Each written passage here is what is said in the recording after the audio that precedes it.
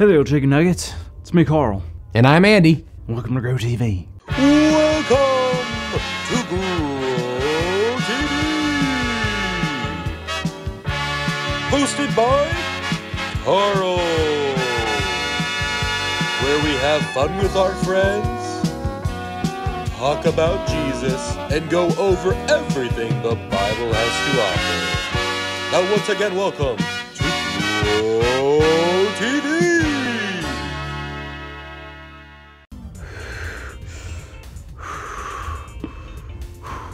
So, Carl, Yes, Andy? what are you doing? Nothing. I'm doing absolutely nothing. Yeah, I can see that. What's with the box? Box? Oh, no, what box? Not this box. It's not, it's just a normal box, Andy. So can I hold it? No! Okay, I'm sorry, but I'm just trying to be really careful because this box is different than any other box. It's unusual to find something so rare. All right, no problem.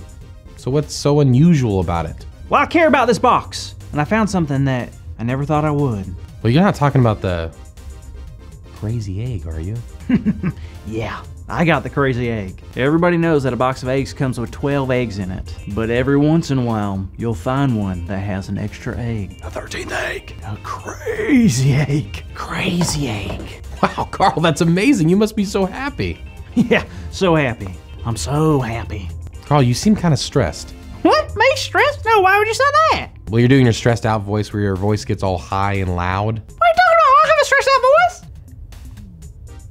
Okay, yeah, maybe I'm a little stressed, but I've always wanted a crazy egg and now I have it, but But what? now I'm afraid of losing it or something bad happening to it.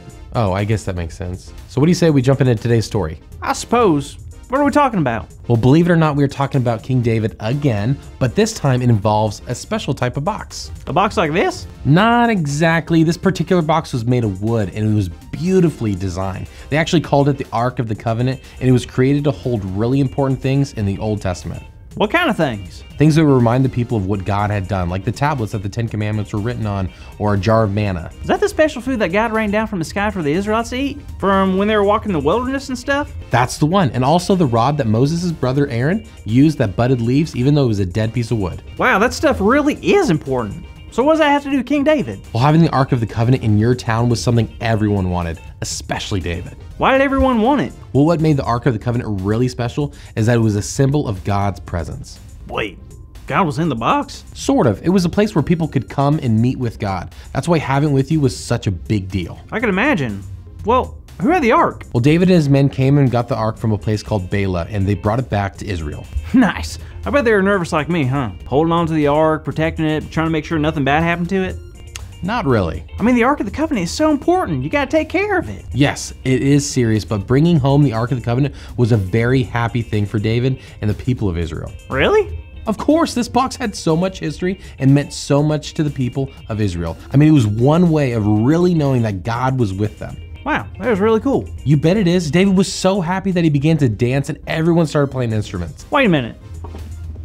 David was dancing, right? Yeah? But it said he was dancing in his underwear. What, you've never done that? Not in front of a bunch of people like that, Andy. Fair enough. But at that moment, David didn't care what he was wearing or who was watching. He was just so happy and filled with joy. Joy? Of course, David finally brought back the Ark of the Covenant to God's people. That meant so much to David, and he could not contain it. I know how that goes. Sometimes I feel like I'm just gonna burst and I'll get all my feelings out. But I don't think everyone gets me. You know what? David experienced that too. Some people thought that the highest ruler in all of the land should not be behaving in such an unusual way. But David let them know that his joy came from the Lord and he couldn't hide it. Well, good for David. Why should he? Well, after listening to this story, I think it's obvious that God gives unexplainable joy. Carl, you know what gives me joy? Silly cat videos on YouTube? No, you said our big idea. Today's big idea is God gives unexplainable joy. So let's say it out loud on the count of 3. One, two, three. God gives unexplainable joy! Yeah! Oh yeah! Wow! I'm glad we got to talk, Andy. I'm now truly starting to enjoy this crazy egg. I'm glad too, Carl. You deserve it. Thanks, Andy. I'm really... Oh. Carl, I'm so sorry.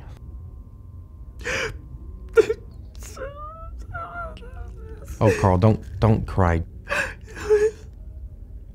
God gives unexplainable.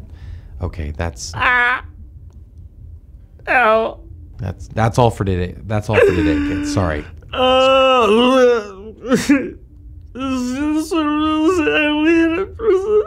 You're not dead. Oh, Carl, look, it's an omelet with legs. Oh, neat. Carl. See you next week. Thank you for watching, and tune in next week for a new episode of Bro TV.